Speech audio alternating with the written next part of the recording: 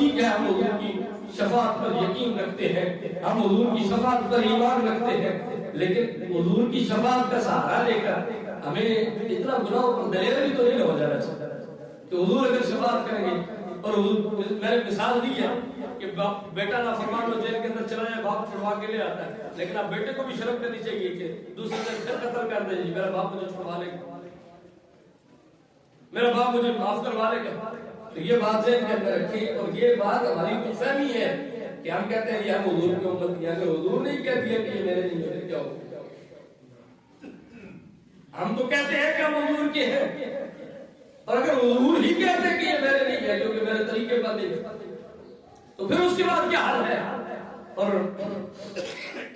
جہاں تک ہماری یقین کی بات ہے نا، ایمان کی بات ہے، وہ کسی عالم نے کہا تھا بڑے کمال کی بات، وہ انہوں نے کی، فرماتے ہیں کہ لوٹا سالو ڈرایا اور رات قدر دی کالی، پر میں سنیا اتھے جد موڑے کملی کالی، میں سنیا اتھے جد موڑے کملی کالی۔ یہ معاملہ بھی ہے، لیکن اگر اس سے الٹ ہو گیا تو الٹ معاملہ کیا ہے؟ وہ کسی عارف نے کہا کہ اس دن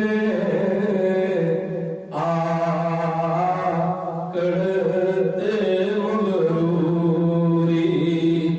نکل جاوے گی تیری،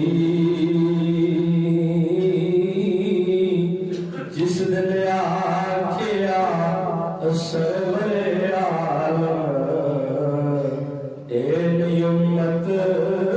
میری، پھر بندہ کیا کرے گا؟ اس کے بعد اس کو کوئی جواب ہے؟ کوئی جواب ہے کہ اس دن آکھیا سرور عالم تیری امت میری۔ اور ہمیں اس چیز کی فکر کرنی چاہیے، بس بات کو میں ختم کر رہا ہوں کہ کسی عارف نے بڑی کمال کی بات کی، یہ صرف ایک کلام نہیں، چسکے کے لیے نہیں، آپ اس کو اپنے ذہن کے اوپر سوچیں، آپ کے میرے اوپر یہ ایک دن آنے والا ہے کہ ایک دنیا چکی یارو